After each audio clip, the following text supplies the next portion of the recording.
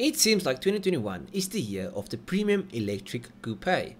I mean, you have the new, quite frankly insane Tesla Model S Plaid Plus, the e-tron GT, the Polestar, which technically isn't a full electric, but it's still electric assisted, and now with BMW's announcement of their i4, there's quite a few to choose from. But there's a new company called Lucid, and they have launched their own car, called the Lucid Air. And I think Tesla and the other manufacturing giants should be at least a little scared. There will be 4 variants of the Lucid Air.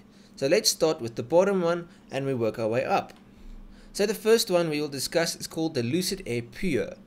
And this is the cheapest one, which will retail for $77,000. And for that money you get a single electric motor that produces 480 horsepower, and it puts that power to the ground via the rear wheels.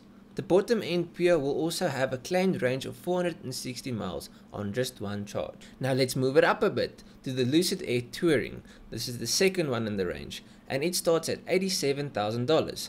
What do you get for that extra $10,000? Well, it adds a second electric motor and bumps the power to 650 horsepower. And you're not only getting a second engine and a bit more power, you're also getting all-wheel drive, so one motor for the front, one motor for the rear. Remember, these cars aren't out yet, so performance numbers aren't official, but I'm pretty sure a 4-wheel drive 650 horsepower car is going to be quite fast, especially if it's electric, because then all the torque is straight away. Next, and probably the one most people are going to be most excited about, the Lucid Air Grand Touring.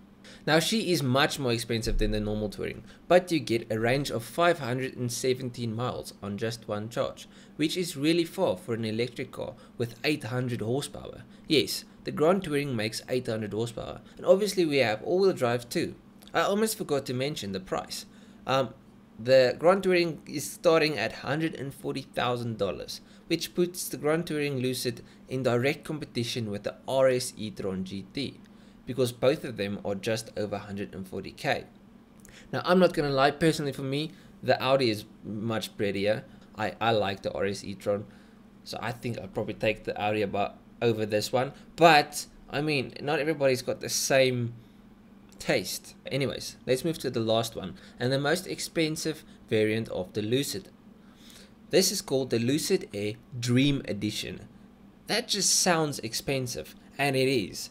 The Dream Edition will set you back $170,000, so almost like $100,000 more than the base model. What does this extra $100,000 give you? Well, the Dream Edition will have 1,080 horsepower, and Lucid claims a 9.9 second quarter mile at 144 miles per hour, which is stupid fast. And I mean, it's a huge 4-door car running 9s. And this is just actually sad to me. I mean, I'm personally a petrol head. I like building up and modifying cars. But like, even a really modified older car will stand no chance against this. I mean, my BMW, I spent all of this money making it faster. I'll probably run like a high 10. This thing just from factory 9.9 seconds. And the thing is, you'll get that every time you go down the drag strip. There's no skill involved. You put your foot down and it will do a sub 10 second quarter mile. It's just not fair. Moving on. And then the range of the car isn't bad either.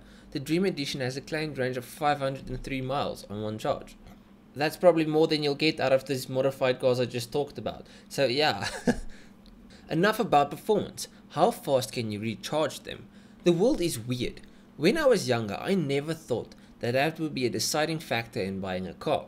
But I digress.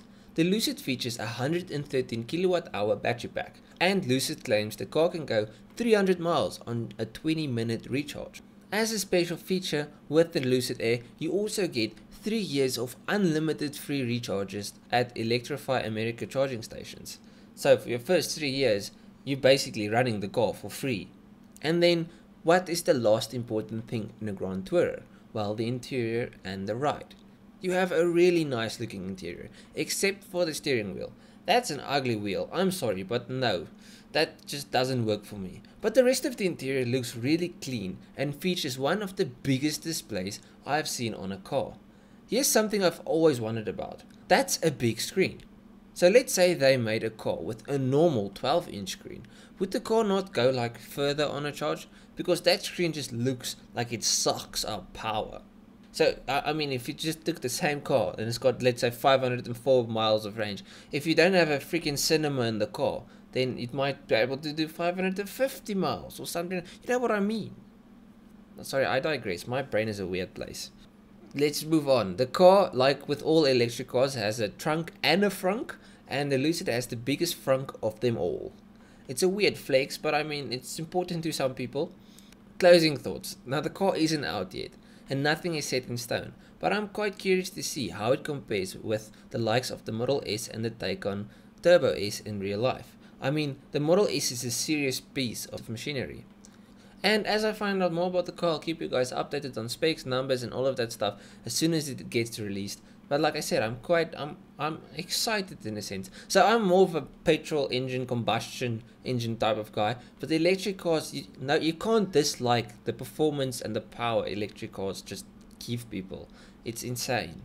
But anyways, if you guys enjoyed the video, please leave a like and subscribe to the YouTube channel. I hope you guys enjoyed it. This is a video on the Lucid Air. I'll check you guys in the next one. Cheers,